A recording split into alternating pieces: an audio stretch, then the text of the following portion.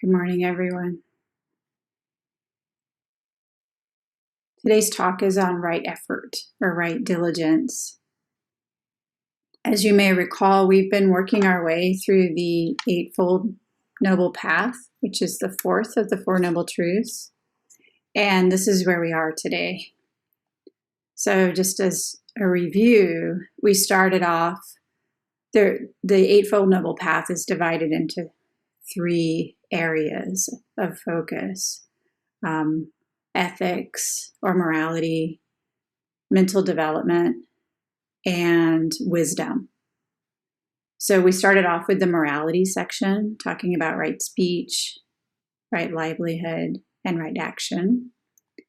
And then we moved into the wisdom section, talking about right view and right intention. And now we're in the mental development or the concentration section. And last week we talked about right mindfulness, and today I want to talk about right effort. So as I've mentioned many times, every one of these 8 is dependent on the other 7. You can't just pull one out from the others. And right effort, definitely so. And yet there are certain elements that are particular to right effort, so I can talk about those.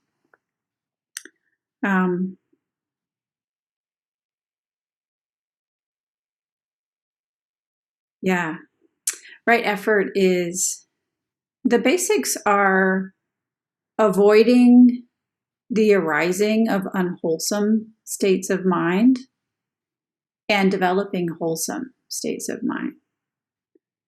So usually in four sections or 4 stages, avoid the arising of unwholesome states of mind.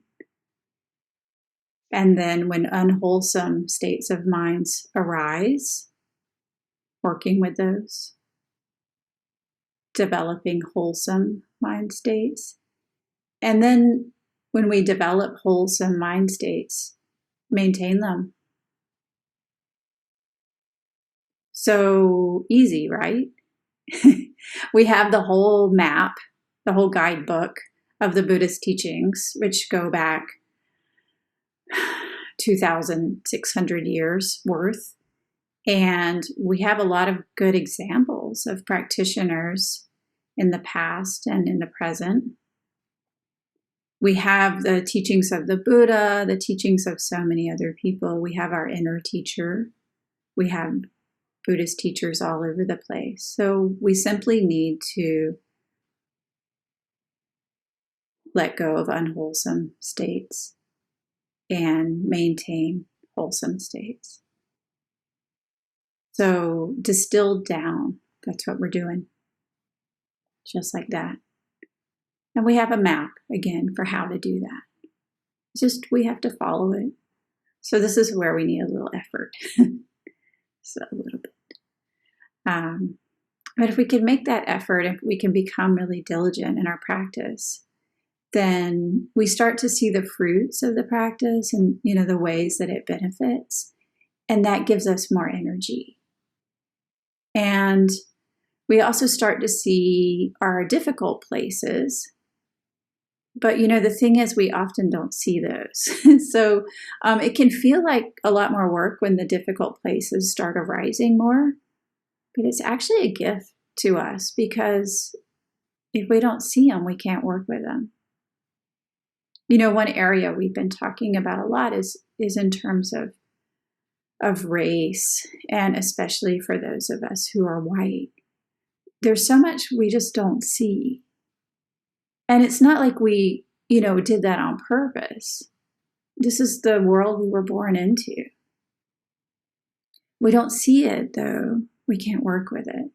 So we have to really learn to open our hearts to take in the teachings, to open our minds to the possibility that we don't know everything, before we can start to shift towards more wholesome states and maintaining those, before we can start to shift our behaviors and how we want to be in the world, in line with our true hearts. So I was thinking of that this week. It's a very simple thing, but right now I have a friend of mine who is Black is keeping her car here at my home for a while. She's in the city. She doesn't have a place to, she has a street to park her car on, but as you know, that takes work. So I said, just park your car here. And I have a spot and I'll turn it on every now and then and, keep the battery alive. And don't think about it. Don't worry about it. So she did. She brought up her car and keeps it out here. And sure enough, I turn it on sometimes, drive it sometimes. And it's a kind of car you have to drive regularly. It's a Prius, so you have to drive it. And in order to keep it living, you have to feed it. And so that's really important to do, as I learned through trial and error. And so recently she had to re-register the car to New York. And on one hand, I need to drive that car. I made this obligation. So this is my intention for how I want to be in the world. I want to be a good friend, and I want to drive the car to keep it alive for a little bit longer. It's a little bit old, so it needs some care. And on the other hand, I brought a prop today. I have to put this on the car. Do y'all know what this is? Sticker. Registration sticker.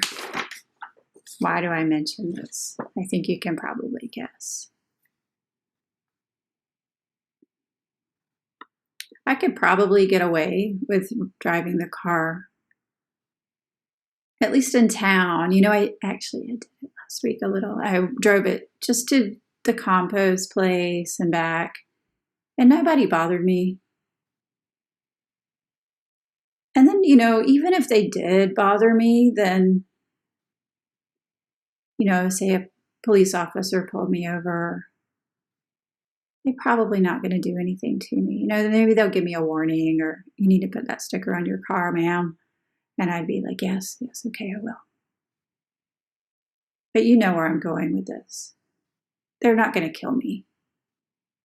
Most likely, they're not going to pull me over with guns already drawn.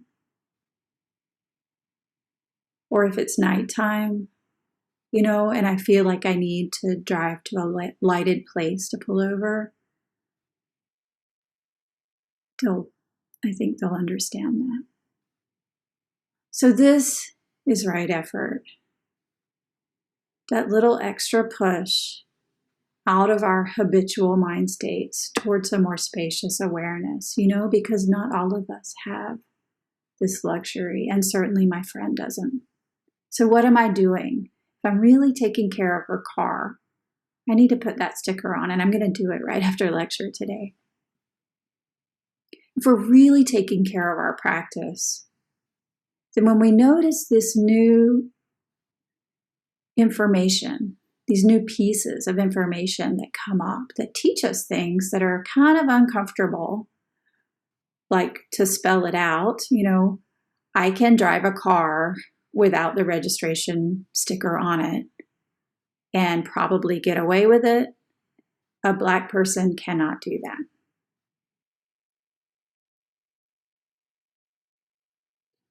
Information. We have to be open to the information that comes in before we can start shifting. And at the same time, we have to educate ourselves, right? If I hadn't watched the news this week, if I wasn't really, I don't want to be racist. I don't want to hold those seeds. I don't want to water those seeds of racism that are already here. If I'm really serious about that, then I have to keep going and keep working on it. Can't get complacent. This is right effort. Do not get complacent. This is right effort. When I was in the monastery, one monastery where I was, we ate very quickly. We had to eat our food so fast. And, I can use chopsticks. This was in Japan. I can use chopsticks. I'm fine with my monk's bowls. But I wasn't born using chopsticks. So my use of chopsticks is, no matter how good I get at it, I'm never going to be quite as good as somebody who's been using them their whole life. And so when the meals would come around, in order to get the food in my belly and in my mouth, and in order to keep up with everybody, I had to focus so sharply. When I have an extra complication, I have this thing called nekojita, a cat tongue, which means I can't eat hot things really quickly. And Japanese love hot things. So that's an extra layer that I have. That's just something I was born with. These are the causes and conditions of my life. I am not Japanese. I wasn't born using chopsticks. And I have a cat tongue. So what? So when the meals came along, I had to really focus. And I noticed that if I let my concentration ease up just for a moment, I'd spill something. And then it was all over because the rhythm was broken and I'd be like 3 steps behind everybody. So this is also diligence or right effort. So what is wrong effort? Let's flip to the other side of that. I talked about this a couple of weeks ago when I was talking about the stages of when Uchiyama Rishi compares our motivation for practice with the different realms of existence in Buddhism. So I touched on that just a little bit. But wrong effort is, if we're doing this to become famous, wrong effort. We're not doing this to become famous. I'm sorry to tell you. And if you do become famous, then that's a pretty heavy burden to hold up because you got a little extra focus on you.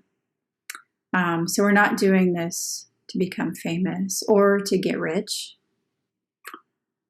When I hear people say, well, I want to practice so that I can be a Dharma teacher, I immediately recoil. That is not right effort. We don't do this to become a teacher.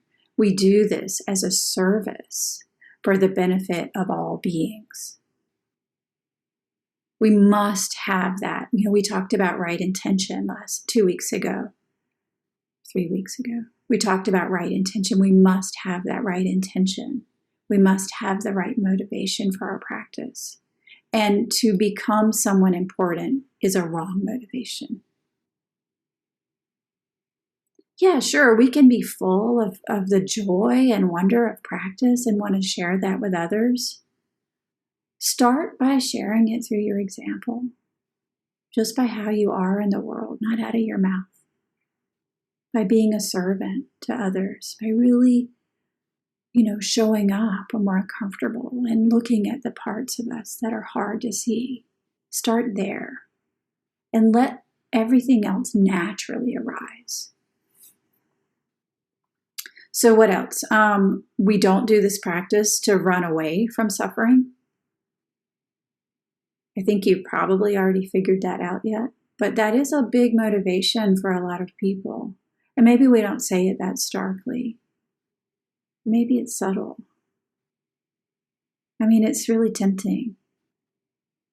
Suffering is hard.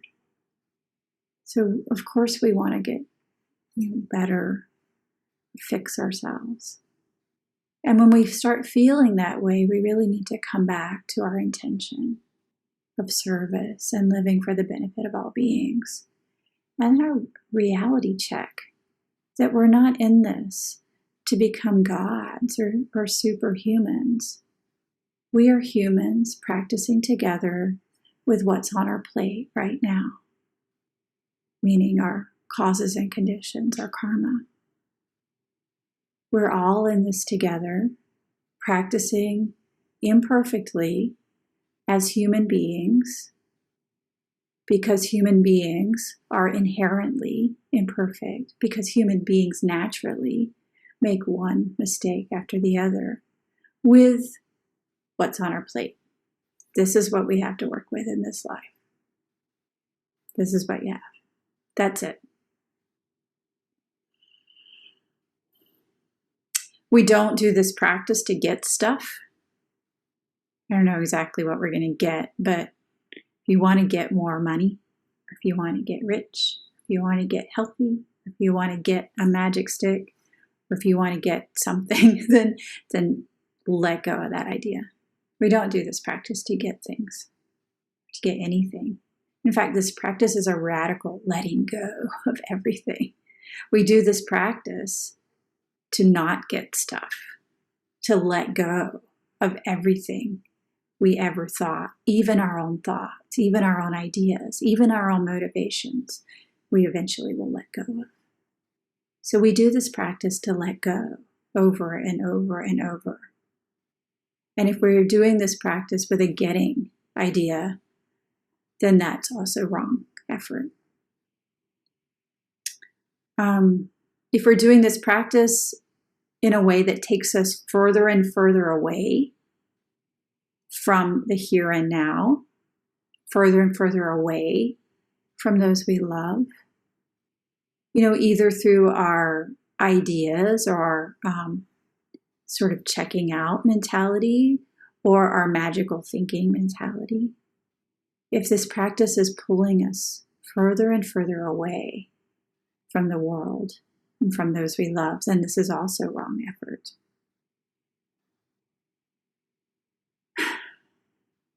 And if we're doing this practice in a way that really causes our physical body harm, then we need to look at that too. We need to reconsider. How can we do this in a way that's in alignment? We start off every day of practice by looking at our body. And we do that on purpose. And when we talked about right mindfulness last week, first one, mindfulness of body as body. This is the start. So every day we check in with our body. We align our body. Our bodies give us valuable information. So if we're really injuring ourselves, and I don't mean our idea of maybe I might be injured, but if we're doing this in a way that is actually harming our bodies, we have to recalibrate. Sometimes we have things that come up in our practice, through our karma, as we uncover elements of our consciousness, and we see things that come up, and those are good clues. If we're really having significant trouble bodily, then we can learn from that information. It's really good information, but we can't push through it. We push through it, we start to hurt ourselves. If we stay open to that information, we can learn a lot, especially if we have good guidance. So if we're really causing our body harm, then that's also wrong effort. And finally, we don't do this practice for the eyes of others. We don't do this practice to become special so that people will notice us. And this is really hard to learn. Some years ago, when I was fairly newly ordained and really trying to figure out how to occupy the robes in a way that was upright and clear, I was visiting the San Francisco Zen Center, and the teacher, Zenki Blanche Hartman, who is the former abbess there, she knew me really well. And she pulled me aside and she was like, Tinku, you don't have to do this for the eyes of others. And I was like, the heck I don't. I'd been in Japan where they were like correcting me all the time. your robe's crooked, your foot's on the wrong side, do this, do that. And then she shared a story with me of herself going through the same thing. She went to see her teacher, and he said, don't do this practice for the eyes of others, Blanche. And she said, yes, I'll do that. So then she leaves the practice interview room, the Doksan room. She's walking, and she's like, don't do this practice for the eyes of others. And then she goes, oh no, I'm doing this practice for the eyes of my teacher now. Because he told me don't do it for the eyes of others, and now I'm trying not to do it for the eyes of others. And then she started to look around, and she was like, when are we ever not doing it for the eyes of others? And she said, instead of going back to the zendo, the meditation hall, she went to her bed. She pulled up the covers and hid. It can feel like that sometimes. And yet we don't do this practice for the eyes of others. We have to know our own heart and know our own intention. We have to have good guidance from our outer teachers and good guidance from our inner teacher, and to be a part of a community. We have the teachings, we have the support of the community, and we have teachers. Buddha, Dharma, Sangha. It's all here. It's the doing that's the challenge, and that's where we need the effort. Push the gas just a little bit.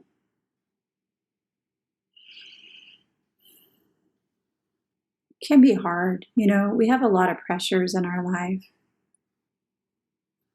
We can have economic pressures, societal pressures, even pressure we put on ourselves, right? So trying to keep our practice diligent and with right effort in the middle of all of those swirling things, especially in the middle of a pandemic. And then, on top of that, this really hyper consciousness of the ways we cause harm in terms of race. It can feel overwhelming. So a lot of our mental effort can be devoted to trying to overcome fatigue, anxiety, and depression. And this is where a lot of us are right now. 1 year plus into this pandemic, people are so tired, so tired. And the systems we're caught up in, they don't give us so much time or energy or even inclination to practice with right effort. This right effort that leads us to a peaceful mind.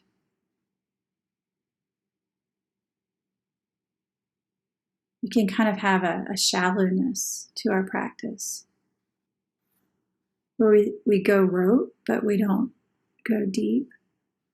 And this is usually a sign that we're bound up in. We have, traces of ego or identification of me as a separate self.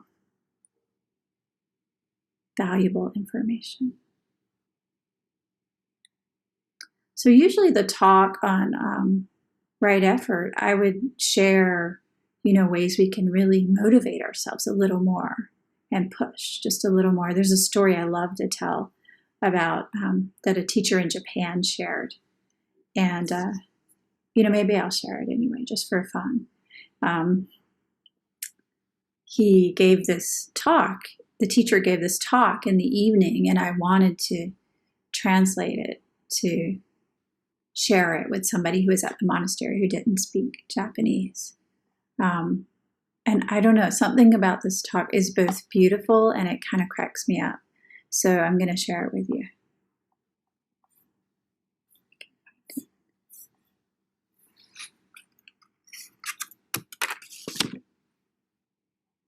I wrote it out. I didn't have a computer there, so I had to write it out. So he said, a Dharma friend of mine was a Rinzai monk who ordained when he was 14 years old. And for 30 years, he practiced koan zen before he realized that practice is not meant to be a performance. So after wandering from place to place to place, the monk came to visit a certain well-known teacher for several days to check out the practice with him. He has so many questions, question after question after question, day and night. But no matter how much he searched, it did not make a difference. He still had doubts, and he still felt lost. His situation was different, but he felt his confusion and his doubts growing. So the Buddha said all sentient beings innately have Buddha nature. Mountains, rivers, grasses, and trees all have Buddha nature. So this monk, the teacher's friend, wondered, if this is so, how can we prove it? And so he sat, doing zazen, going for practice interviews, doing koan practice, counting the breaths, doing shikantaza, and getting caught up in all the details. I am doing this practice. So he practiced for so many years, and he met so many wise people. But he kept coming up against this question, and he could not find an answer. Even in interviews in Doksan, he searched for wisdom. Why do we have doubts and confusion? What causes them? So the monk, his name was Keishu-san, finally understood this very practice is the way. It's not about getting somewhere. It's about being right here, exerting right effort, and really doing it. So I put that piece. So back to the story. Keishu-san practiced diligently, and from then on, he never slept lying down. His ideas about the future fell away, and he practiced so hard he eventually broke a tooth. I'm not sure how that happened. He broke his tooth. And he said to me, this is the teacher's name, "Seke-san, I broke my tooth from trying too hard, and still I can't dispel my doubts." This is a monk who loved to drink sake, but instead of drinking, he quit that, sat zazen all the time. And after many, many, many hours of sitting, he understood clearly. During zazen, everyone has thoughts. Always continue in the state you are in now, and then you'll understand your own future. Reflect on any doubts you may have. Take one step at a time, looking at the soles of your feet as you walk. That's the literal translation of that expression. Look at the soles of your feet as you walk. Why are you confused and in doubt? Everything rises and falls. From various things, many people have pride, our own construction of, an ego self causes our doubts. Nevertheless, Shakyamuni Buddha said, all sentient beings innately have Buddha nature.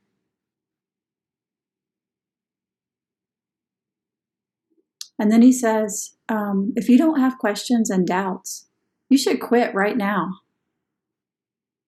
I'll just repeat that. I'll say it too. If you don't have questions and doubts, you should quit right now. If you're frustrated from thinking all the time, it's better not to be a monk. He's talking to monks here. If you are frustrated from thinking all the time, it's better not to practice. We were not ordained just to receive food. So that's from Harada Seke Roshi. So that story, the part that cracks me up is he broke his tooth. I don't know how he did that, but that just tells you, how much he was having a hard time, he's really suffering. So he broke his tooth. He was trying so hard. I'll suggest don't break your tooth. When I said don't hurt your body, that'd probably be a good clue that you're not doing so well in terms of treating your body with kindness if you break your tooth. But that's also information.